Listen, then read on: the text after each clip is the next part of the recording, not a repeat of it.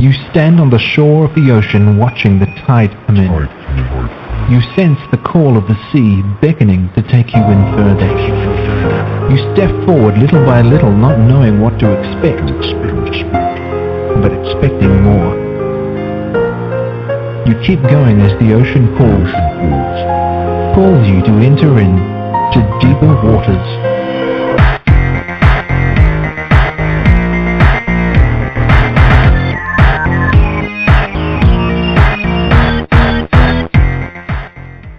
Everyone, and welcome to the Deeper Waters podcast. I am Nick Peters, your host, bringing you the very best in Christian scholarship and apologetics. And today, we've got a show I've been wanting to have for a long time. Probably one I've been wanting since this podcast got started, and yeah, we finally got it. I am interviewing today someone to help me respond to Bart Ehrman's latest book, Jesus Before the Gospels. So you might have heard about this book. I wrote a review on my blog and about how Bart Ehrman is looking at memory and how reliable it is, and can we really trust the accounts of Jesus. And I thought, wouldn't it be great if we could have a scholar on who knows about this kind of area, knows about memory, knows about eyewitness testimony very well, and could respond to Ehrman. And in fact, if you listen to Unbelievable, and I haven't got caught up to this yet, he has responded to Ehrman, and I believe in 2 different episodes. And I'm just thrilled to have him on. My guest today is Dr. Richard Bauckham, and he is a biblical scholar and theologian. His academic work and publications have ranged over many areas of subjects, including theology of Jürgen Moltmann, Christology, both New Testament and systematic, eschatology, New Testament books of Revelation, James, 2 Peter, and Jude, Jewish and Christian apocalyptic literature, the Old Testament pseudepigrapha, New Testament Apocrypha, Relatives of Jesus, the Early Jerusalem Church, the Bible and contemporary issues, and biblical and theological approaches to environmental issues. In recent years, much of his work has focused on Jesus and the Gospels. His probably best-known books are Jesus and the Eyewitnesses, the Gospels as Eyewitness Testimony, God Crucified, Monotheism and Christology in the New Testament, Theology of the Book of Revelation, the Bible and Ecology, and technical scholarship and writing aimed at students and those with some theological background. He's also written accessible books for a wider readership, of which the best known is At the Cross, Meditations on People Who Were There, which he wrote with Trevor Hart, and the recent one is Jesus, A Very Short Introduction. In various books have appeared in translation in Italian, Japanese, Chinese, Russian, Korean, Spanish, Portuguese, French, and Farsi. Until 2007, he was Professor of New Testament Studies at the University of St. Andrews, Scotland. He retired early, reading this one thing, in order to concentrate on research and writing, and moved to Cambridge. And for more information, you can see a short CV. On that, you'll see a complete list of publications and about his forthcoming books. You can also read unpublished papers, lectures, and sermons, and find out more about the Old Testament pseudepigraphic project directed by himself and James DeVilla. And in fact, he's written some poetry and 2 storybooks for children, which adults also enjoy, about the Maccabees of Belloc. Dr. Bauckham, welcome to the Deeper Waters podcast. Thank you. I'm looking at this academic bio and think, my gosh, how do you have time for anything else whatsoever? Well, I think yes, the explanation of how I've done so many different things, and people often observe, I've done so many different things, different areas of study and so on.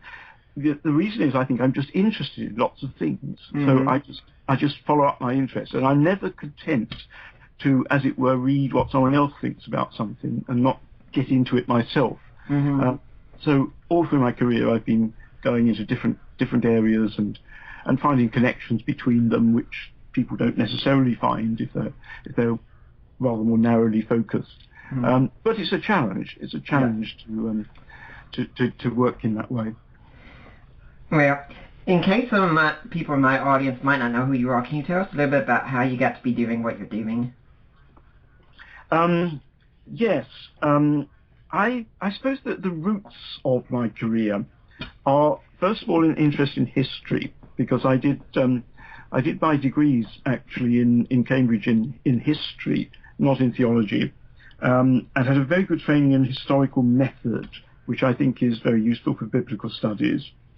That's one route. The other route is simply my own Christian faith and my own desire to think about it and think it through and so on. So the two kind of came together in my career. Mm-hmm. But it wasn't really sort of planned by me. It just came about like that.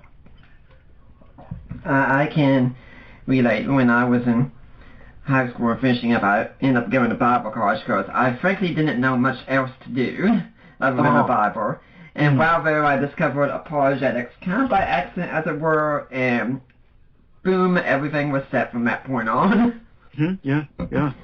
Now, we're talking a bit about Bart Ehrman today, first off, and he's written this book, Jesus Before the Gospels. Now, this is a preview. What are your thoughts on the book, which you've obviously read? I mean, what did you think about it? Well, it's not unexpected. I mean, a lot of things he says are what one would expect him to say. The special element in it, he claims to be the study of memory. So he has material about psychological research on memory and so forth. My feeling about that is that he is. It's useful to put that stuff out there, but I think he's far too generalizing about memory. The problem about memory is how reliable is it? And you can't give a straightforward yes or no answer to that. Memory can be very reliable, memory can be very fallible and get things quite wrong. So you have to ask what sort of things are remembered well, in what circumstances they are remembered well. You really have to get beyond this generalizing talk of whether memory is reliable or not. It's very easy to produce examples of memory being very unreliable. The question, if you're thinking about the Gospels, the question is, do those examples parallel the kind of situation or the kind of memories that you're dealing with in the Gospels? Now, when I was reading at the start of his book, I was pretty stunned when he talked about how few New Testament scholars have interacted with work on memory and related to the New Testament. I was just looking at it saying, most every New Testament scholar I know has interacted to some degree with memory. I mean, do you think this is an area that New Testament scholars really haven't dealt with? Well, there are different approaches to memory, aren't there? Yeah. There is the research that's done in cognitive psychology, and there's now a very large amount of research done, scientific research on memory. Now, I think it's true that in my Jesus and the Eyewitnesses, I was actually the first person to bring that material into discussion of the Gospels and Jesus. And a few people have done that since, but it's a specialist area in itself. You know, it takes quite some time to find your way into that field and understand it, and make reliable conclusions from it. That's one area of memory. The area of memory in which more New Testament scholars, I think, are engaging now is what's known as social memory. And that's more of a sort of theory about memory. And it's about the way in which retelling our memories, and it's not so much. It's of course not. It's about a social memory as distinct from a personal memory. So it's extending the sense of memory beyond what I remember individually to what a society remembers. So you might talk about, America's memory of Abraham Lincoln. It's that kind of historic memory by a society. Now, whether that's relevant to the Gospels or how far that might be relevant to the Gospels, of course, is questionable. But that's a whole area that has come into discussion, and Bart actually takes up both of them to some extent. When Craig Evans was here recently, just this month, for a debate with Richard Carrier, I had a chance to get to spend some time talking with him beforehand, and we talked a little bit about Ehrman's book, and he was telling me that, he said, the thing is, memory studies today that are about the cognitive memory that you spoke of, the individualized memory and such, he said, it's like comparing apples and oranges. You can't really compare what he thinks are the collectivist memory to an individual memory. It just doesn't work. you're using memory in two different senses.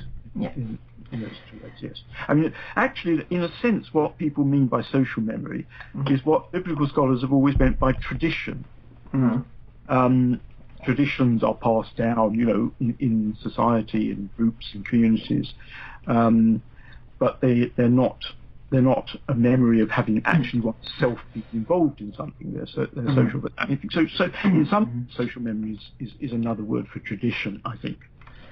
Now, Ehrman really likes to, in his writings, compare the transmission of the stories of the Gospels to a sort of telephone game, where we know that you say one thing in one person's ear, they whisper it all the way around, and when it comes out, it's absolutely hysterical.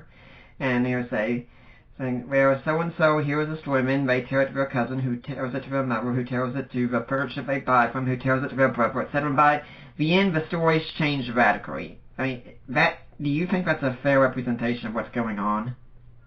Well, I think I'd make two answers to that. Okay.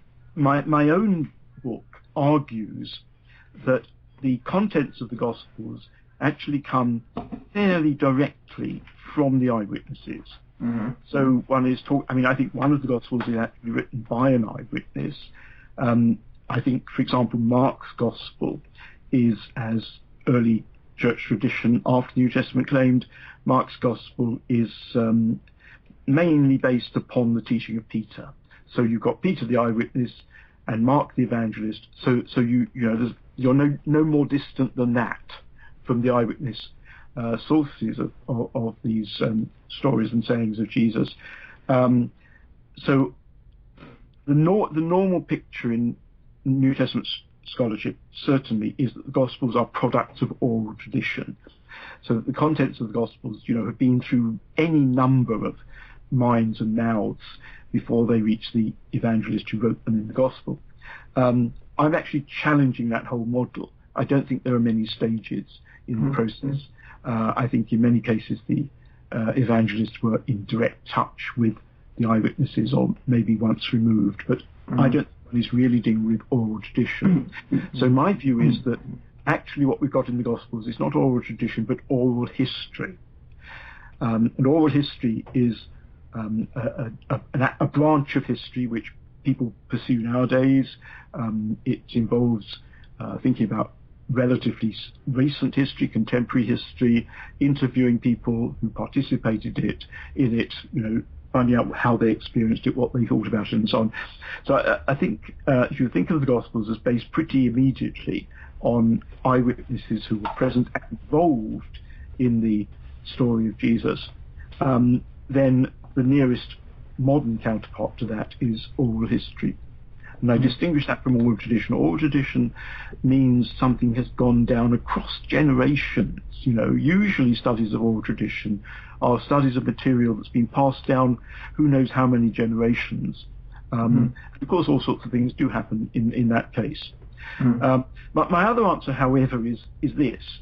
If one does want to stick with an oral tradition model of how the material came to the evangelists, then I think there are a variety of ways in which oral tradition worked and works. I mean, there have been many studies of oral tradition in various societies around the world, and it's quite clear that if a society actually wants to preserve traditions faithfully, there are ways of doing so. So it's not just the way in which a bit of gossip might go around among friends and so forth. This is tradition which people really value, and they want to get it right. If you do want to get it right, you do something better than the Chinese whispers thing. Yeah. Mike Lacona has told me that he was once giving an account of the whole telephone game Chinese whispers, and he said he had a teacher come up to him afterwards, and he said, my children in the classroom, we play that game every year, and first time it's absolutely hysterical, it comes out, but then I tell them the second time, I said, if you don't get it right, we are not going to go out to recess today. And they get it right every single time. Yes, that's interesting. Yes. I think that's right.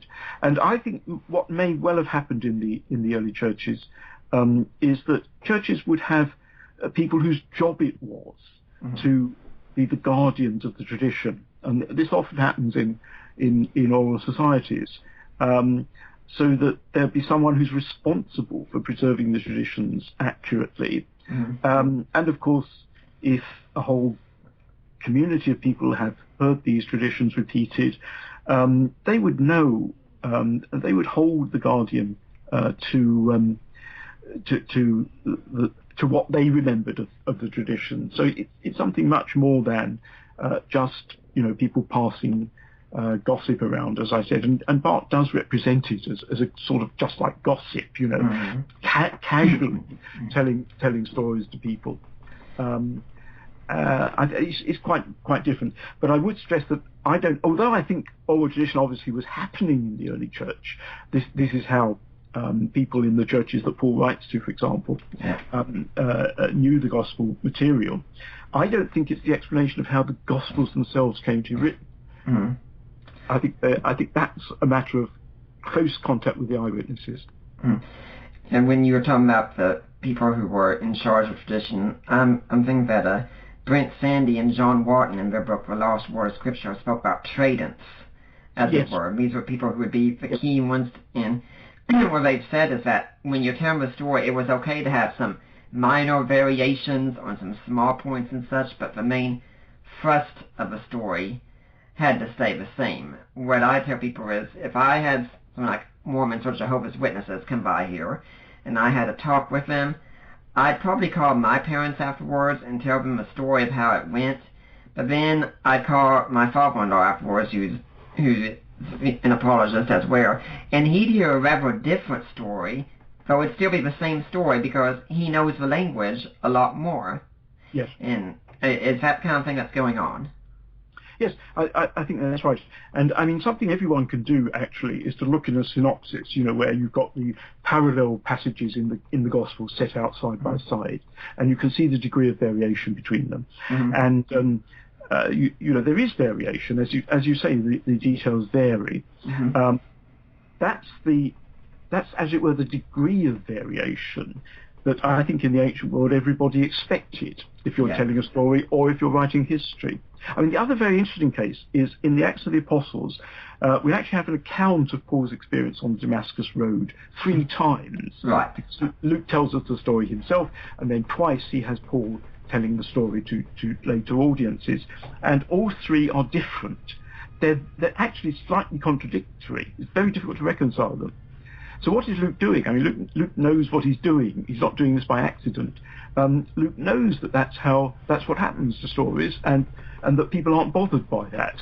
So in a way, he's being realistic by giving you 3 versions which differ a little bit, because that's what happens when people tell stories. And Luke doesn't think that any of those 3 versions is inaccurate. It's within the range of accuracy that people expected and tolerated. I like how E.P. Sanders has pretty much said about basically one thing we need to realize: Luke was not an idiot. He did not look and think, oh my gosh, I never realized these 3 stories contradict each other. Yes. It's very instructive, I think, and it shows. I mean, of course, ancient people were more used to oral telling of important stories than we are. They didn't have newspapers, they didn't have any of the modern media. And so there is more in the way of agreed conventions as to how you tell historical stories. And so people, I think, would have a sense of this is the extent to which you might expect a good storyteller to vary the story. But this is the core of the story that you would expect him to get right. If he didn't get the core narrative right, then you'd be accusing him of distorting it or something. The other very interesting thing about the Gospels, however, if you look at the synopsis, people look carefully at the parallel accounts in the various Gospels side by side, you will find that usually there is more variation in the stories about Jesus than there is in the sayings of Jesus. And it does look as though The details of the way you tell the story, that there is this acceptable variation. Another good example is the story of Peter's denials, there have been very fundamentalist people who say that every word of this has to be accurate, and so they come out with Peter denying Jesus 6 times. Yes. in order to do absolute justice to every detail in each of the accounts. But you can see there actually how there's a permissible variation between the accounts, which I don't think ancient people would have worried about at all. But and you see that in the stories about Jesus. When you turn to the sayings of Jesus, there are variations, and there are clearly cases where the evangelist has interpreted the saying for us. He's added some words of explanation or things like that. There are significant variations, but on the whole, there's much less variation when they're telling the sayings of Jesus than when they're telling the stories. And I think that's due to that. Getting the sayings right, is really important in a different way from the details of the story. And of course, there are all those little sayings of Jesus that are designed to be memorable. Many are called, but few are chosen. You can't really get that wrong. It's just, it sticks in your mind once you know it. And Jesus, I think, designed a lot of his teaching to be in a memorable form, so that the kind of format. Another one is, the one who saves his life will lose it, and the one who loses his life will save it. It's a carefully constructed, memorable saying. And then if you look at the parables, you do get variation of detail in the parables because they are stories, but the gist of the parable is kind of it's very memorable. No one who's heard the story of the Good Samaritan or the story of the prodigal son ever really forgets that story or gets it wrong. It's very memorable kind of story. So I think Jesus knew how to present his teaching in memorable form. I'd like to go back to something you said at the start of that also, when you talk about how they didn't have newspapers and things of that sort, because I've seen Gary Habermas give talks before, and he's been asked the question in the audience, and this is when it comes up, he says, well, geez, if this kind of story was so important, why didn't they just write it down immediately? And I've said, because actually, believe it or not, the oral tradition was more reliable to them, and with oral tradition, it was free, it was quick, it was reliable, and it reached everyone. With the written word, it was expensive, it took a long time, and it could only reach people who were capable of reading. Which one do you think you're going to go with? Well, reach people capable of reading, of course, even when the Gospels were written, most members of Christian communities were illiterate, but they heard them read. And the Gospels, in that sense, were designed, like a lot of ancient literature, to be read aloud, because they weren't meant only for literate people, they were meant for people in general. And, it's a common... I like to talk about the kind of culture in which Jesus and the disciples and the early Christians lived as an oral culture in which texts were very important. So it's not a purely oral culture, it's an oral culture in which texts are important. And so I think people, very, very ordinary people, exchanged letters that they couldn't read or write, but they went to the scribe and dictated it so that they could have their letter written, and then they get someone to read it to them when the person who wrote, the correspondent wrote back. So people, cities are full of inscriptions. It's a world in which there's a lot of written text, and in which there are various ways in which those written texts are accessible to non-literary people. So I wouldn't bring in the idea that most people were illiterate as a reason why the Gospels weren't written sooner. The other thing, of course, is we don't know how early there might have been some Gospel-type writings. There may have been, collections of stories about Jesus, collections of Jesus' parables, small collections of material from a very early date. It's quite possible. And of course, these things didn't survive because once you've got a complete gospel, you don't really need those anymore. You've got something much better. So there may well have been sort of small, and Luke, of course, says that many people tried to do this before he had. Mm-hmm. He did. It's the sort of thing you say in the preface to a historical work. So, it may be slightly... Are you still there? Yes. Oh, right. My screen went blank. Yes, it's the sort of thing you say in a historical preface, but I don't think he was just pretending. I think there must have been probably more than Mark's Gospel around, some other collections of Gospel material that he knew. Mm. Now, when we look at Ehrman's case on memory, also, I think we need to dive into that a bit too. He spends a lot of time talking about Papias. Now, yes. My audience, in case they don't know, can you tell us a bit about who Papias is and what we know about him? He was a bishop of the church in Hierapolis in Asia Minor in the early part of the 2nd century. We don't exactly know the date of his work, but it may be about 110, 120, something like that. And we only have these fragments. I mean, it's very frustrating. If I could wish for an ancient work that has been lost and wish for it to be dug up in Egypt or something, I would go for Papias' work. It's absolutely fascinating. So we only have these few fragments, and we have a couple of fragments from his preface. He's talking about the Gospels, or how the Gospels came into being. And so we have comment on Mark, famous comment on Mark, in which he says that Mark acted as Peter's interpreter and wrote down the stories as he had heard them from Peter. And he excuses the fact that Mark doesn't have the material in order, he says, because Mark wasn't an eyewitness. He had these stories, presumably he means he had these stories as kind of individual stories from Peter. And so the order in which he put them together was doing the best he could without having been an eyewitness. So Papias is kind of a bit anxious to excuse Mark for what Papias thinks is not the best order of the material in Mark's Gospel. And then he says something very obscure about Matthew, which people interpret in very different ways. He says, I think, something like Matthew wrote the sayings of the Lord, the oracles of the Lord in order, and everyone translated them as they will.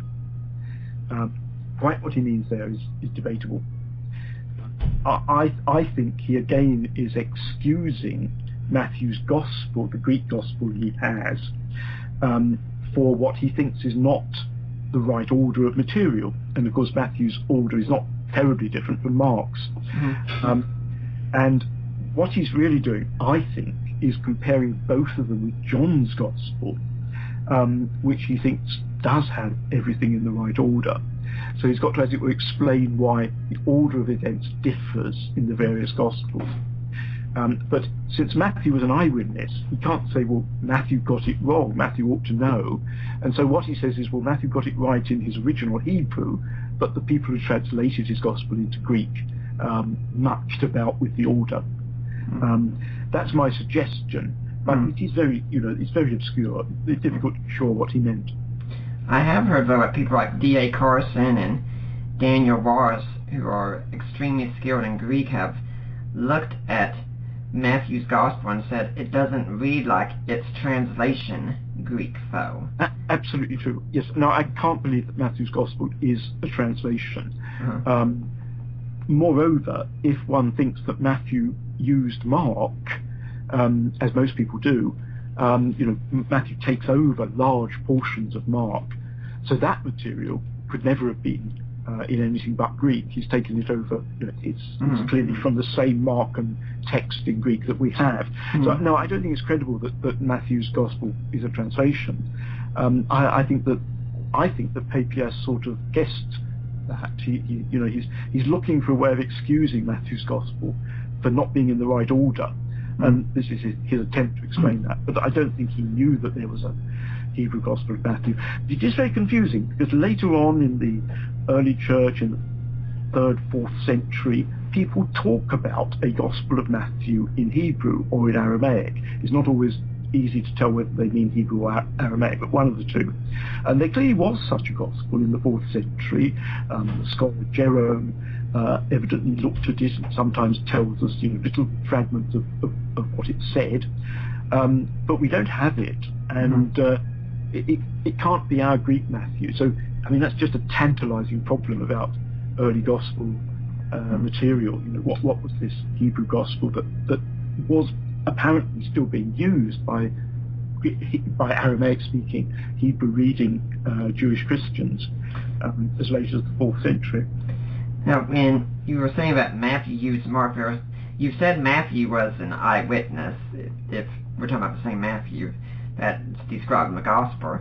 And some people will often say, well, geez, if Matthew was an eyewitness, why would he use Mark, who wasn't an eyewitness? And my thing on that has always been, well, Mark is a testimony of Peter, and Peter was one of the inner three who would see things that Matthew never saw. I mean, what do you think about that? Yes, that's true. I'm not sure what I think about Matthew's connection with the Gospel. You know, I think Matthew must be somewhere behind the Gospel, but not necessarily its author. You know, maybe some of the distinctive traditions, some of the material that's not from Mark, comes from Matthew. And so, you know, the title Gospel according to Matthew doesn't necessarily mean that Matthew wrote it. It could mean that he's the source of it, the authority behind it. So that's my guess, but I've never been able to, as it were, pin that down any more precisely. I don't know precisely what was Matthew responsible for in the Gospel that bears his name. And I sometimes said I find Matthew the most puzzling of the 4 Gospels. And people sometimes say about Jesus and the eyewitnesses that I say a lot about Mark and a lot about John and some things about Luke and very little about Matthew. And I just didn't have much to say about Matthew when I wrote the book. Maybe I should remedy that sometime. Well, for those interested, maybe that will be because you do have a 10th anniversary coming out soon, don't you? Ah, yes. But I've already written the extra chapters for that new edition they're doing a new edition of Jesus and the Eyewitnesses that will come out later this year. And I've written 3 extra chapters for it, extra 40,000 words. But no, I don't take the issue of Matthew any further in that context. And there are some people that think that it could be that when we talk about the Gospel written in Hebrew, that maybe we're talking about the document known as Q, and that Matthew was the author of that. What do you think about that possibility?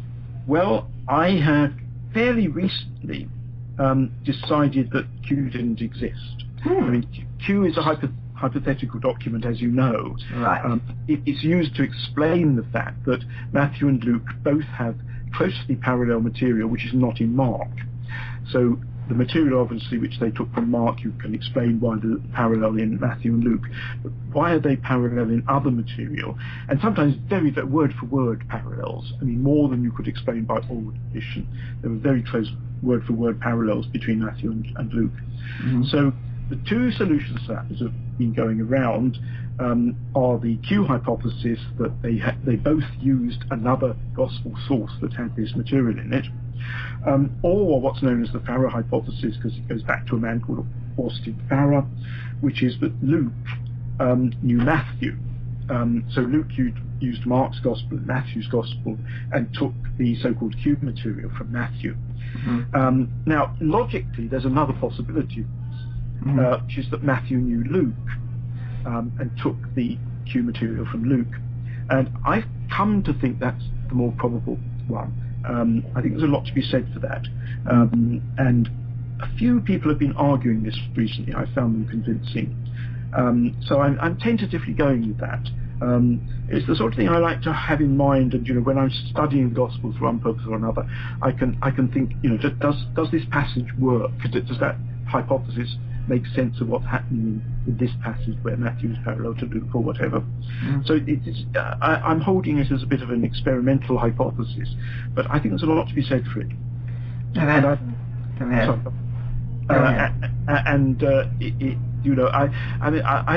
was convinced of Q for a very long time, but I think there are real problems with Q.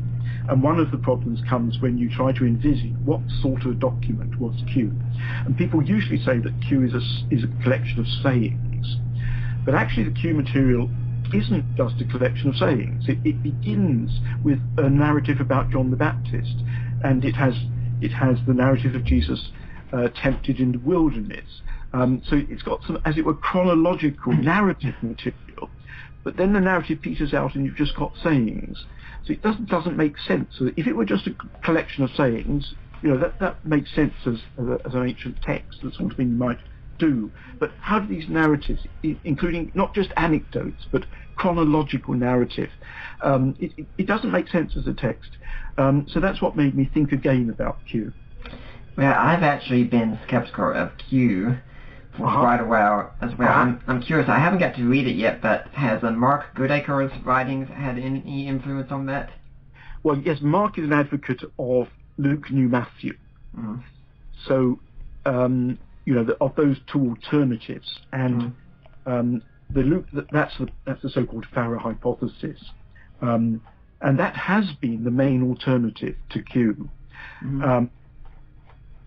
Mark Goodacre actually, a lot of what he does has not convinced me, and I do find the idea that Matthew knew Luke implausible for various reasons. I don't think it worked at all well, and I think I hung on to Q for longer than I might have done because the alternative seemed to be the Farrer hypothesis, which Mark Goodacre advocates.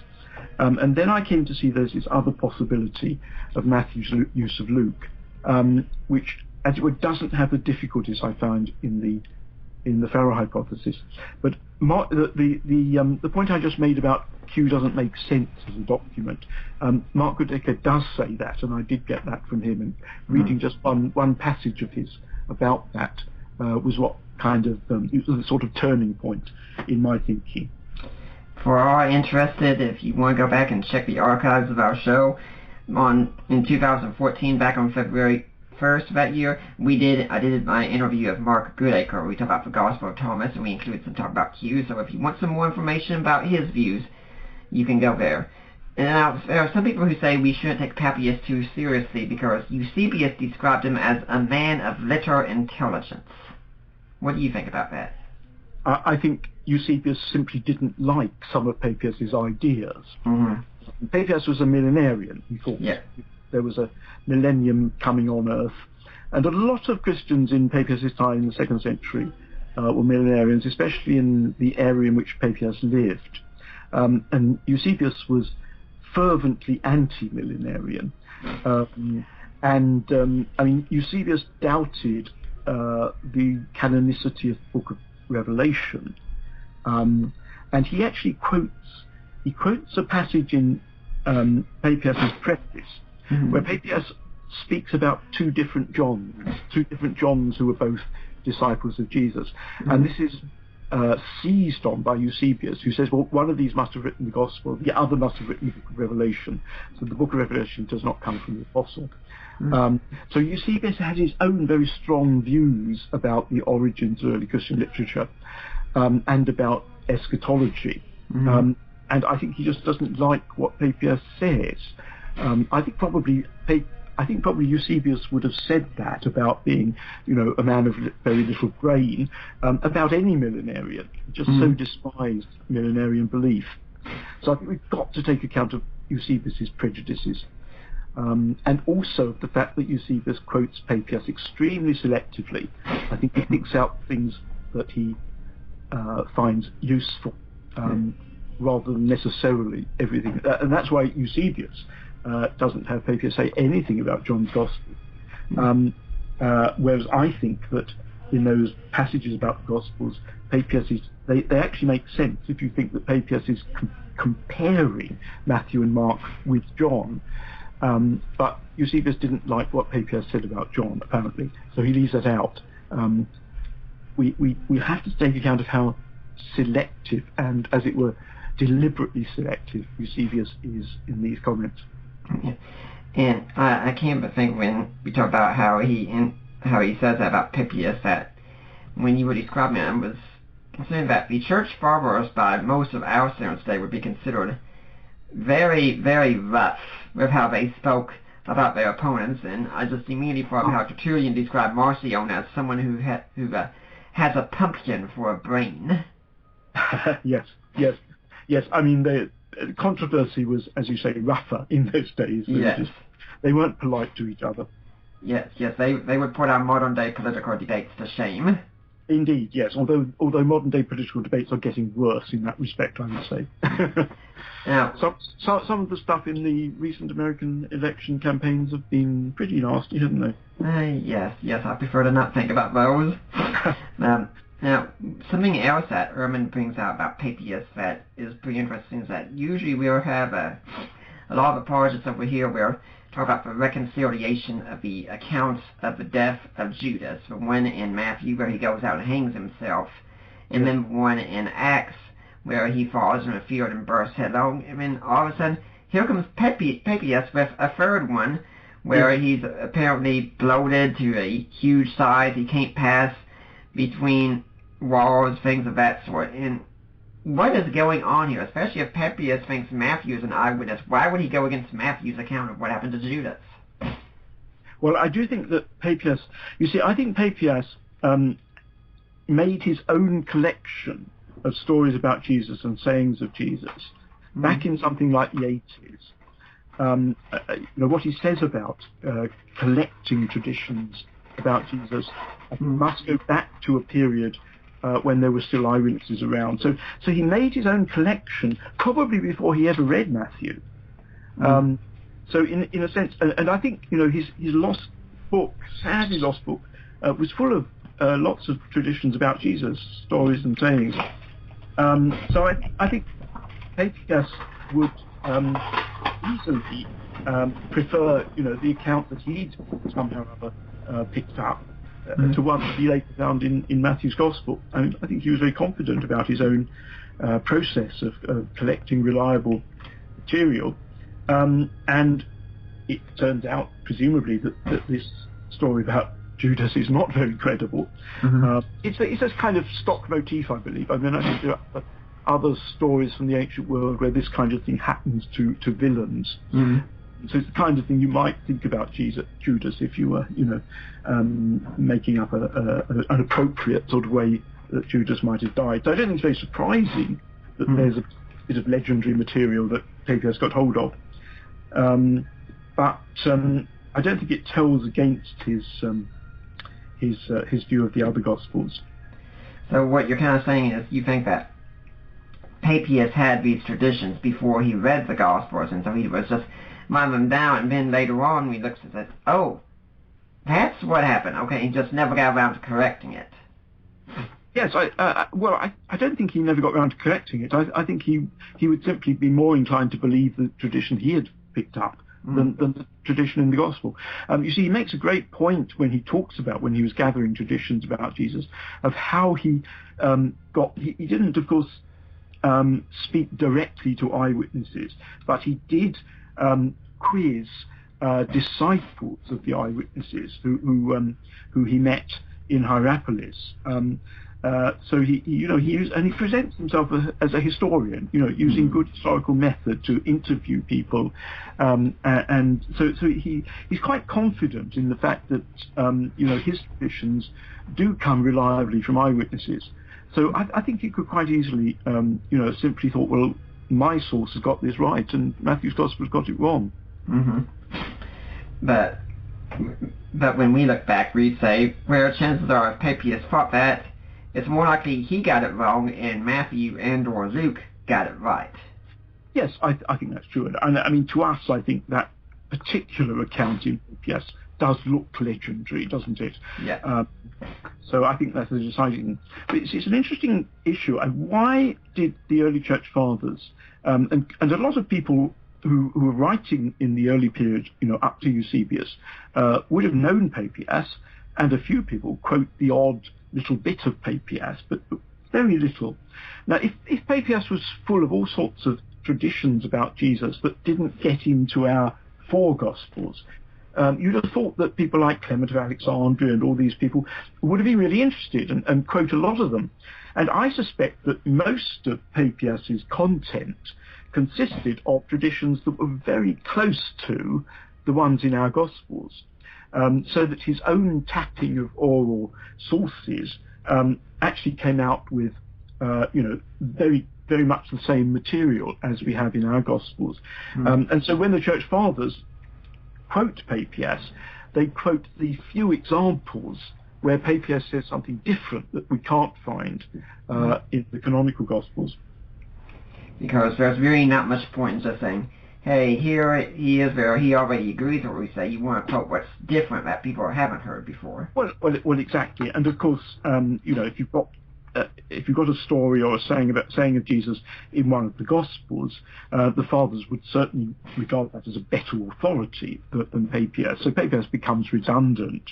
But Papias is interesting when here and there, he does say something different. But if I'm right about that, it's kind of unfair to Papias to fix on few bits of Papias we've got and say, oh, well, Papias, got everything wrong, he's full of legends and so on. Mm-hmm. It's that those particular bits where he says something unlikely, the ones that got picked up because they were different. Yeah. Could it be that, for instance, Papias saw Judas as this hated, evil figure in his time? Then he reads Matthew's account or Luke's account, and that's pretty much just straightforward, kind of bland and such, and you think, I think I like my story better. I like Judas suffering. Yes, I think that may well be the case. And Judas, of course, was really demonized in the Christian tradition, so it's not surprising. And actually, if you read Matthew's Gospel, trying to put aside anything you might think about Judas otherwise, you could read Matthew's Gospel. Judas comes across as rather a sympathetic character, tragic, rather than villainous. Yeah. I think you're right. I mean, it may just be that Papias preferred an account that showed that showed Judas really did get his comeuppance. Made a really bad end. Yeah, Ehrman also explained how Papias has a tradition where you're talking about grapes being so abundant, and each one saying, "Bless the Lord for me, bless the Lord for me," that this supposedly comes from Jesus. And he says that people really don't think that kind of tradition came from Jesus. And what do you think about that? Yeah, I mean, it's very interesting. Irenaeus, the great early church writer from end of the 2nd century, he took that saying very seriously, and again, he's a millenarian like Papias, and he quotes it to substantiate his millenarian belief going back to Jesus. Mm-hmm. It does actually have parallels in Jewish literature, so I think it's a kind of picture of the paradisal age to come that was going around in Jewish literature. It's actually perfectly possible that Jesus himself picked it up from, Jesus sometimes says things that other Jewish teachers were saying. He can make use of images and parables and things that were around in the culture. So it's not impossible. Jesus himself picked it up. What I think is most likely, actually, is that it's a kind of elaboration of what Jesus does say at the Last Supper in the Gospels, which is about drinking wine new in the kingdom of God. But he says, I will not drink wine until I drink it new in the kingdom of God. And so this purported saying of Jesus, sort of fills that out as this picture of miraculous wine harvests, vintage in the age to come. So I think it may be an elaboration of the saying of Jesus. Now, in light of all these, though, Ehrman would look and say, when we see this information going on, Papias is certainly not reliable as a source, and yet guess who our source is, who says Matthew is the one who wrote or is in your position behind the Gospel, where it's Papias. If we can't trust Papias here, why should we trust him there? Well, I don't actually put much reliance on Papias in what he says about Matthew. I mean, I think there are real problems in what he says about Matthew, and I think he may have had reason to sort of guess that was how Matthew originated, the Gospel originated. But that doesn't necessarily disqualify what he says about Mark, which is I think much more important because there are no particular problems in what he says about Mark. It's perfectly credible that Mark was a companion of Peter, Peter's interpreter, and wrote down the Gospel mainly on the basis of Peter's teaching. But in the book, what I do is to talk about what Papias meant when he said that, so it's got quite clear in our minds what Papias was saying about the origins of Mark's Gospel, and then to ask, well, does the Gospel itself live up to that account? Are there reasons within the Gospel itself for thinking that this material comes from Peter? And so my case is actually based on both the internal evidence of the Gospel itself and Papias' testimony. And it's the fact that the two match up that I think is impressive. If the Gospel didn't look in the least like Peter's testimony, then of course one would be dubious about Papias. But actually it does. So I spent quite a lot of time in the book showing how, for one thing, how the character of Peter really dominates the Gospel of Mark. Apart from Jesus himself, of course, Peter is much the most visible character in the Gospel.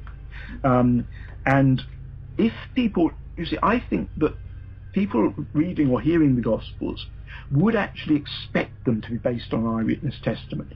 And that's an important sort of presupposition, which comes out of, I think, the way the New Testament talks about the importance of eyewitnesses, and also about what people thought about history in the ancient world.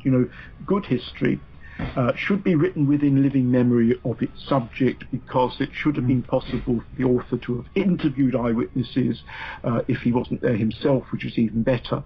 But they would expect a gospel to be based on eyewitnesses. So they'd be kind of looking out for, who's the eyewitness testimony behind Mark's Gospel.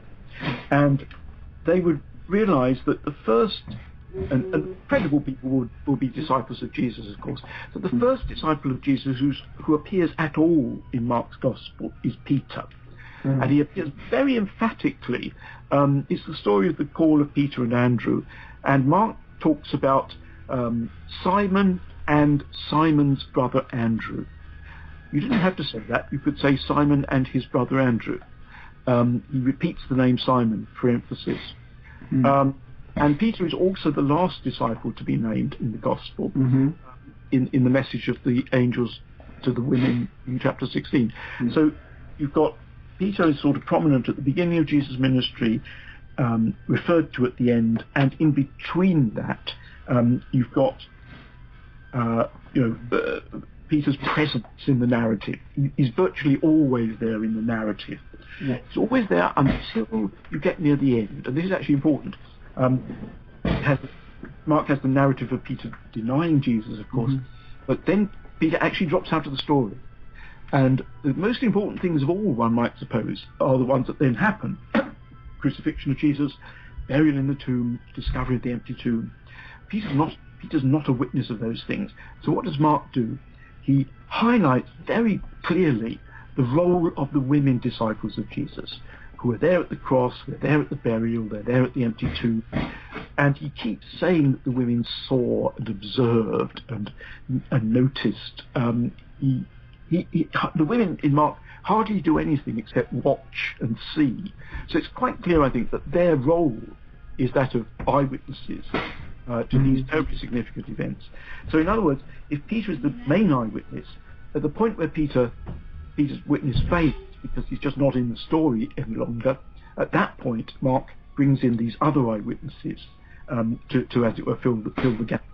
When talking about what Ehrman does with Papias, I think this is kind of like a pinch of it Ehrman unfortunately seems to have. Craig Evans has described Ehrman as being on a flight from fundamentalism, where a lot of times it can be all or nothing. And I saw this several times when I was going through Jesus before the Gospels, where he'd say, these traditions are not verbatim traditions. And I'd think about it every time I think they're not supposed to be verbatim traditions. And you've given sermons before, I've given sermons, and no doubt many times when you go to a new place, you could give a sermon that you've given before. I've done it, and those two sermons are going to be exactly alike, even though the message is going to be the same. And it's very doubtful that something like, say, the Sermon on the Mount was only given one time, and even if that's a sermon, that sermon can be read in about 15 minutes. So there's got to be some abbreviation going on. Exactly. You know, I once actually witnessed a performance of the Sermon on the Mount. I mean, someone actually kind of performing it, as you might imagine Jesus would have done if that's the text of the sermon. And I soon realised it actually doesn't work if you try and perform it, because it's much too dense. You know, it moves so quickly from one parable, one saying to another, and you don't really have time to grasp what's going on. So I think that the teaching of Jesus that we have in the Synoptic Gospels is actually the material in which Jesus summed up his message in memorable form. So it's kind of the material which people took away with them. Ordinary listeners would be able to take it away with them and remember it and reflect on it. Disciples could remember it. But I don't think Jesus could have taught only in these short stories, very short stories, most of them, and these kind of epigrammatic sayings, just kind of 2 or 3 liners often. He must have spoken more discursively and used these sort of carefully composed bits of teaching as the sort of in order to kind of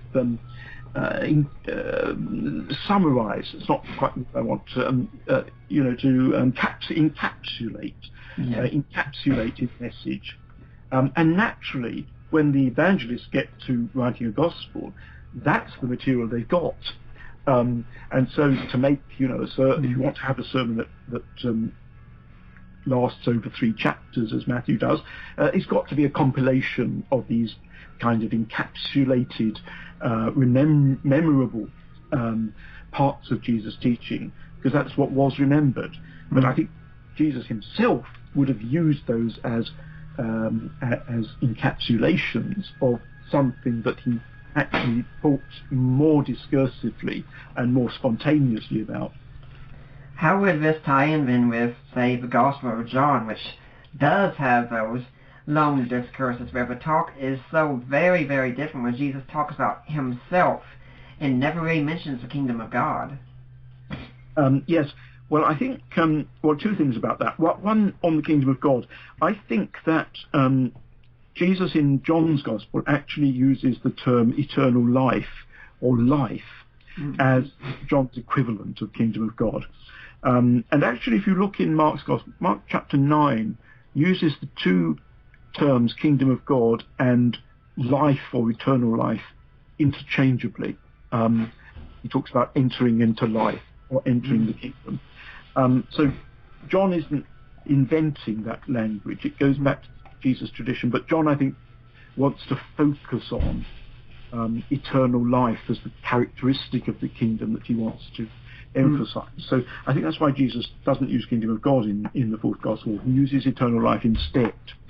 And therefore I think it's not true to say that Jesus in John talks about himself rather than about the kingdom of God, because he actually talks a great deal about eternal life in the Gospel of John.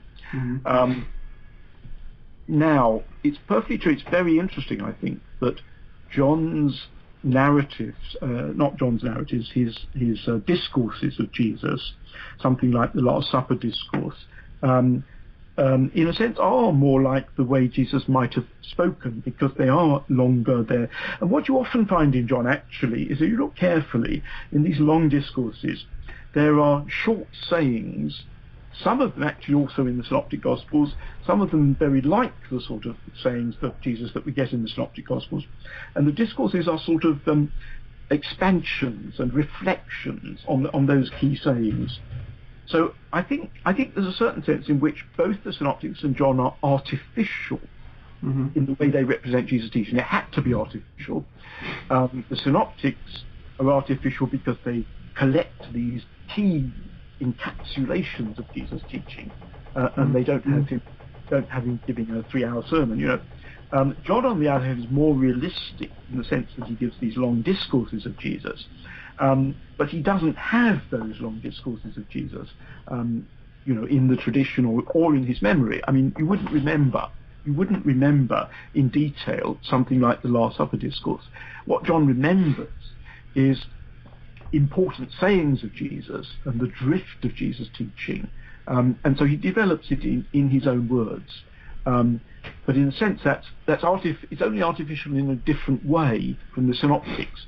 If you're going to write a gospel and represent the teaching of someone like Jesus, there's no way there's no way of doing it except by being artificial. It's always going to be artificial. You couldn't write a biography of a modern politician and fill it with the sort of half-hour lectures that they gave, speeches. You'd have to give an idea of the sort of thing, and sometimes you might have some, saying of that politician that everyone remembers, and that would be a word for word bit, but you couldn't actually reproduce the way a politician speaks. You could only represent it in a biography.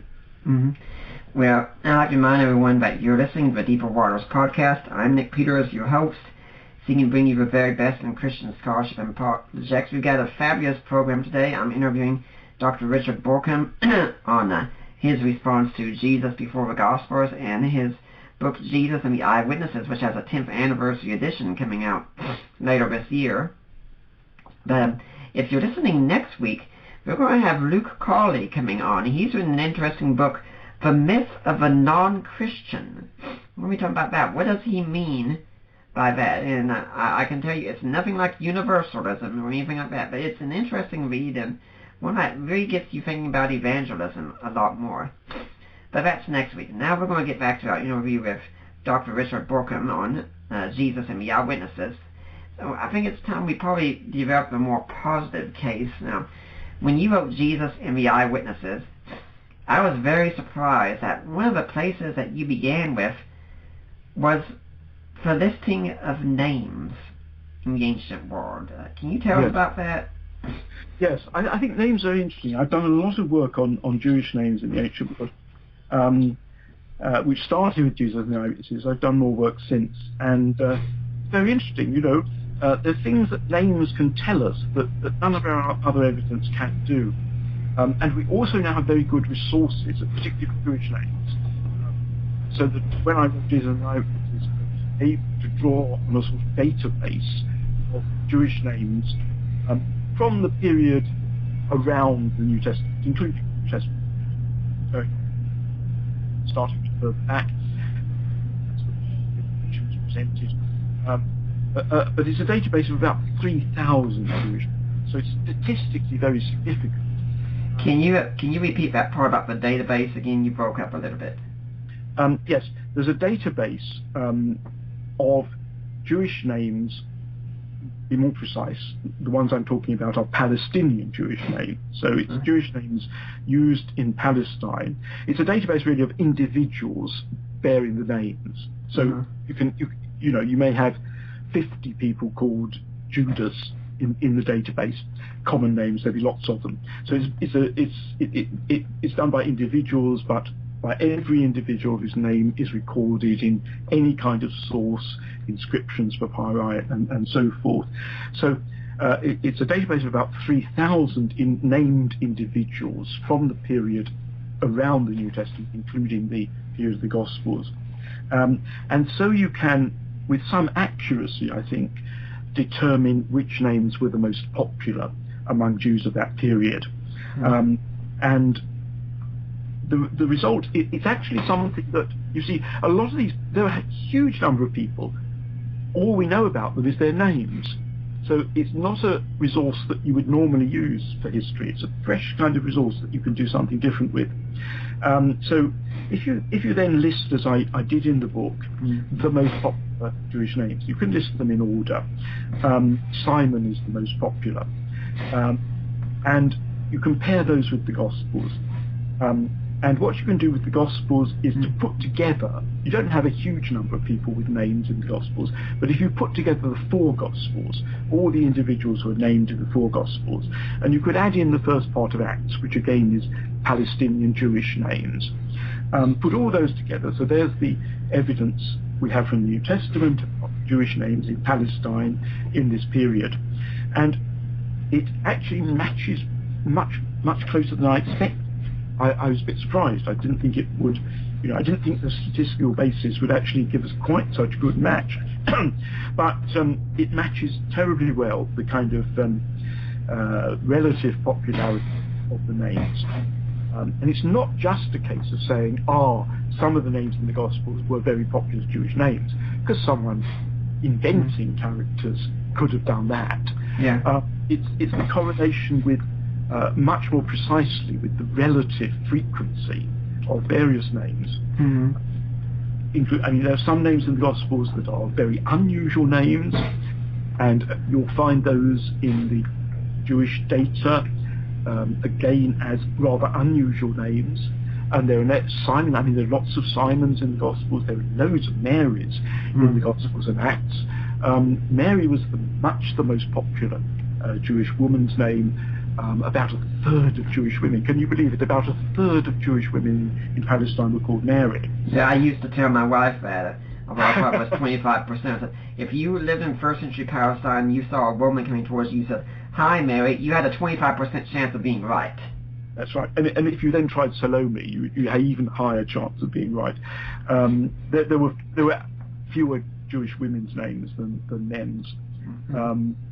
But, and then if you look at the Gospels, and people get all these Marys muddled up, there are lots of Marys, and people have always been tempted to identify these Marys, Mary Magdalene identified with Mary of Bethany. No, they're different. It's just that there were lots of women called Mary, and therefore the Gospels very carefully distinguish them. There's Mary Magdalene, there's Mary the mother of Jesus, there's Mary the wife of Clopas, there's Mary the mother of James and Joseph, and these are ways of indicating that these are different women, and we certainly shouldn't be trying to identify them.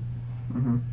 And you're looking at this saying that, this is the kind of thing that you really can't chalk up to coincidence. And that's exactly the point. It's exactly the point. And it's also significant, you see, that it's by putting the four Gospels together that you can get these figures. Within any one Gospel, there really aren't enough names to be statistically significant. You put the four Gospels together, that's how you get this kind of result. And of course, the four Gospels were written independently. They didn't. The four authors didn't sit down together and invent these names. So you wouldn't get a result that works to the four Gospels put together, either I think by coincidence because it's too close, but nor would you get it by, as it were, deliberate manufacturing of names, fictional names, because it just wouldn't work that way. So I think it's very interesting evidence. The other thing that you find in the Gospel is very interesting, and this is specifically for Palestinian Jewish names. Names in the Jewish diaspora were different and worked differently, so you have to focus on Palestine. But Palestinian Jewish names, because there were a lot of people with the same name, lots of Simons, lots of Jameses, lots of Judases, lots of Marys, you had to have ways of distinguishing them. And so they didn't have surnames in our sense. So you get these various different ways. You can use patronymics, Simon son of Jonah. You can use occupation, Simon the tanner, Matthew the tax collector. You can use other relationships, Mary the mother of James and Joseph, presumably because James and Joseph were well-known people in the early church, so their mother is known by reference to them. Where someone comes from, Mary Magdalene, because she came from Magdala. So there are all these different ways of, if you then look in the Gospels at how they distinguish different people, they use all these different ways that we find in Palestinian Jewish literature and inscriptions and so forth. So the names are very authentically Jewish Palestinian. They fit the way people used names in that context.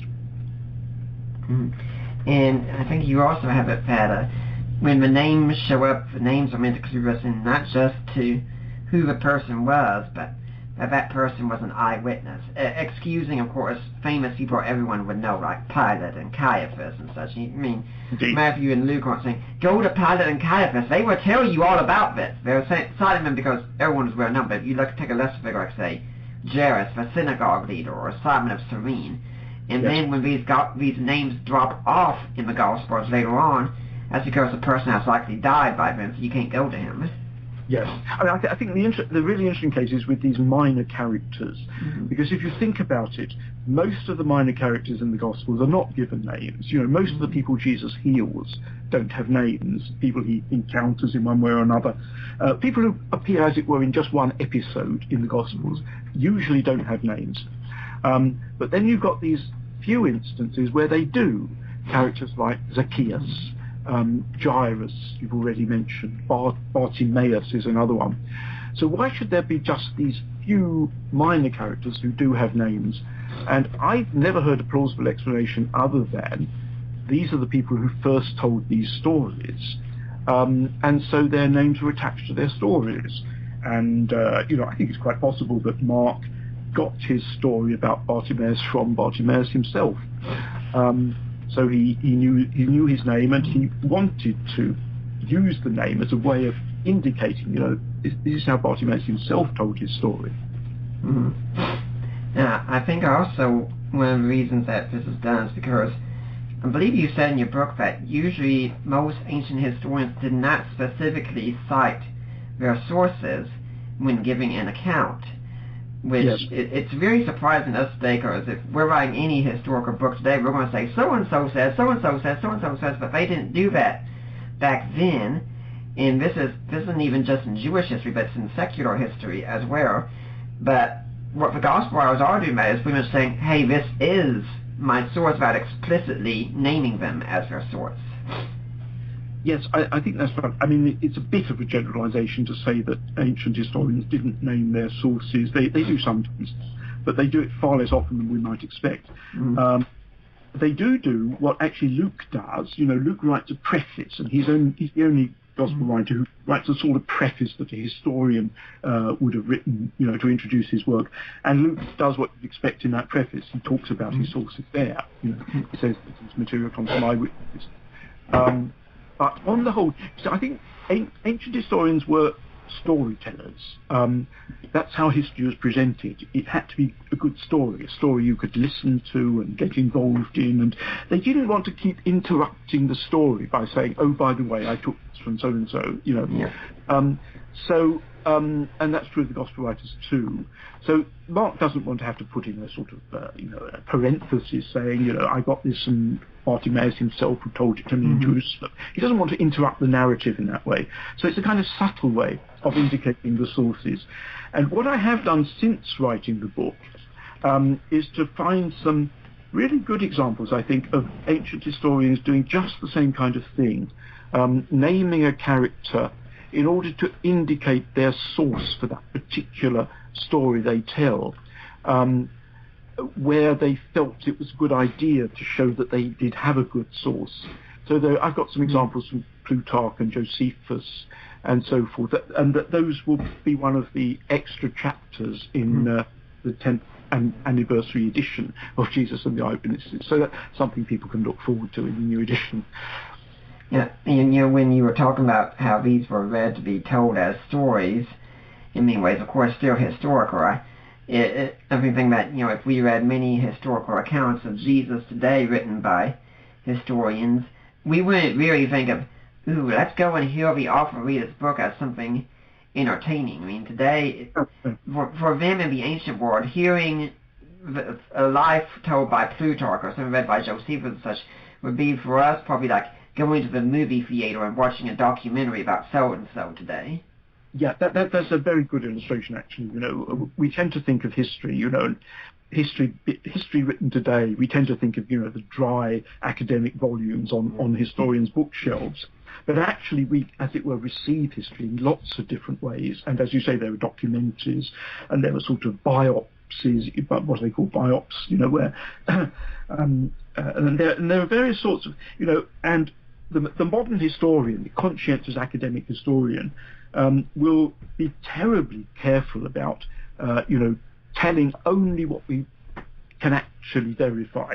So modern historians actually don't tell stories because very often you don't have the story, you have the few elements of the story. An ancient historian would intuitively make a story, but so do modern documentaries, modern films about historical characters.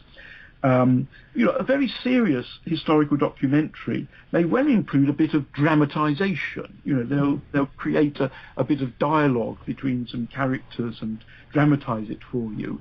Yeah. And none of us worry about, did they really know the exact words that were used on that occasion? We know the conventions, and the conventions are you tell a good story. So I think it's a kind of a question of genre of literature, and ancient people.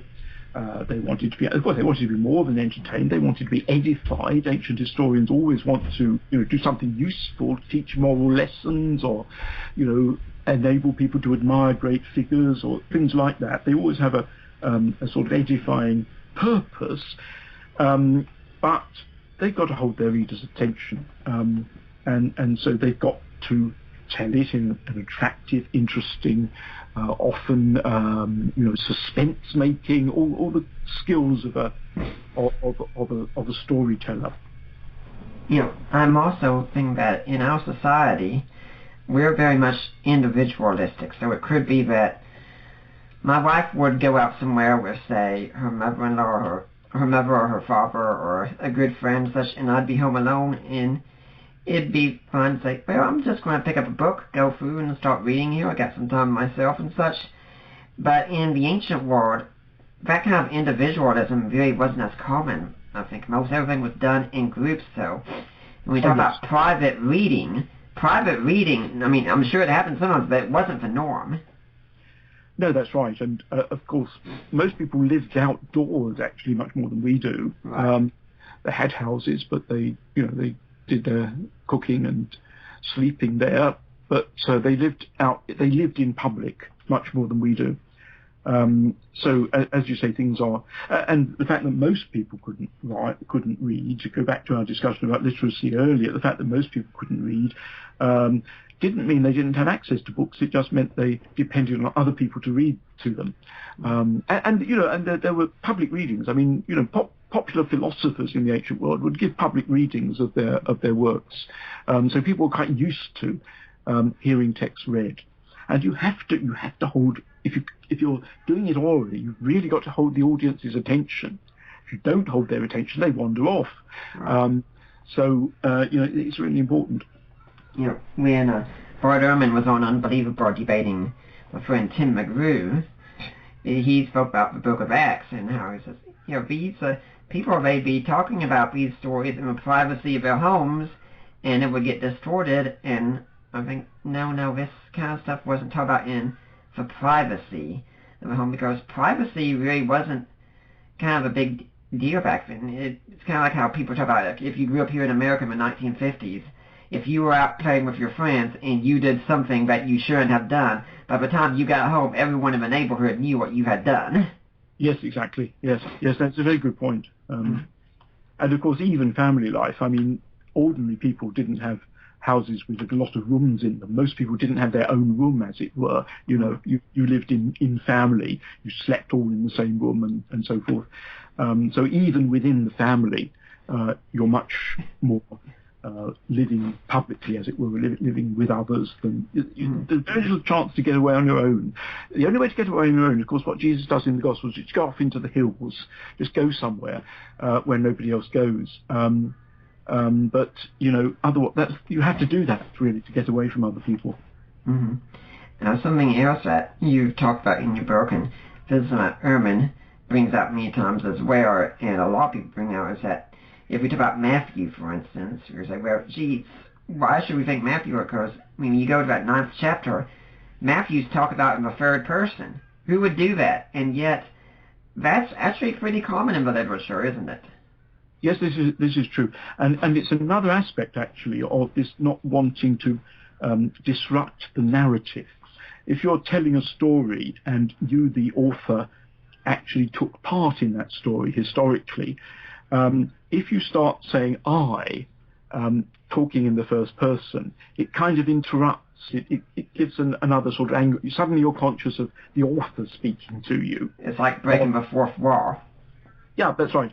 So actually most ancient historians, if they appeared in their own history, and very often they did, talked about themselves in the third person. Josephus does it. He just has stories in which he says Josephus did this and went there and so on. And a lot of it, Josephus does quite a lot in his own story, the Jewish historian Josephus. But it's actually normal in ancient literature.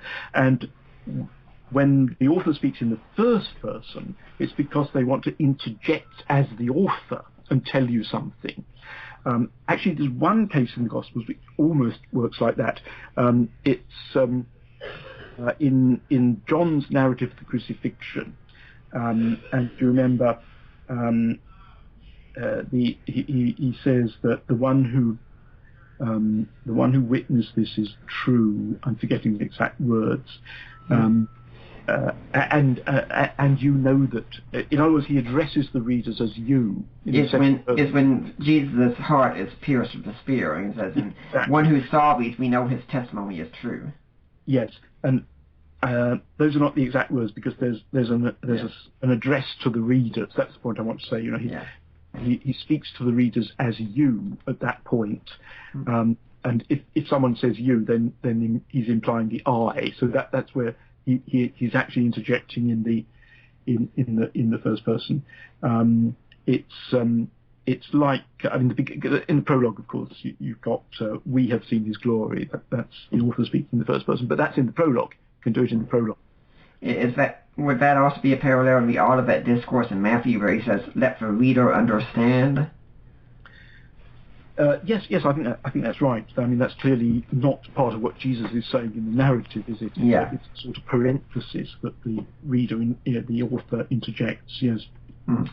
Now, I'd like to remind one at this point that the Deeper Waters podcast and all that we do here is supplied and funded by listeners and supporters like you. And I've heard from some of you this past week talking about the show, talking about the blog, how much you like and appreciate it. And it really does mean a lot. I mean, I think I might have said this last time, but I even had some messages say, I know you hear us all the time. I said, no, actually, we don't hear this all the time. And it's very, very encouraging when you get to hear bits. And my guests come on free of charge. I'm not able to pay them anything, and they're giving free of themselves. And I'm very thankful for people like Dr. Bauckham who do come on to share with us all the things that they've learned and studied. But if you want to take part in supporting us, if you want to support the harvest that we're doing here, go to deeperwaters.ddns.net. And while there, you can find the link that says Help Support the Work of Deeper Waters Christian Ministry, something of that sort. You click it, it takes you to the ministry of Risen Jesus, which is the ministry of Mike and Debbie Lacona. Have you gone to the right place? Yes, those are my in-laws. They do our collecting for us. My mother-in-law, Debbie, is a financial guru. She especially specializes in clergy taxes, so yes, she handles all of it. And you click on, and you make the donation to Risen Jesus, and then you contact her or Mike or me or my wife, Allie, and say, hey, I made a donation. I want to go to Nick Peters. I want to go to Deeper Waters. They'll make sure we get it, and it is tax deductible. And if you can become a monthly donor, that would be even better. I mean, that's the bread and butter of what we do here, and someday I really hope there's something special we can do for all of our monthly donors. And you can also go on Amazon and buy some of the ebooks that I've written or co-written. Co-written books include books like Defining Inerrancy, or Groundless, or one I wrote, A Debate with an Atheist, God and Natural Disasters, and then one I've written individually, and yes, there are some more I really need to get back to work on writing individually, but one I've written is A Creed for the Ages, the Apostles' Creed in Today's Christian. And you can also, guys, pay attention to this one, you can buy jewelry and support us, because I'm sure you might have noticed women love getting jewelry. So if you want to get brownie points or points to save you for your future screw-ups that you're definitely going to be making, or points to redeem you from past screw-ups, buy some jewelry.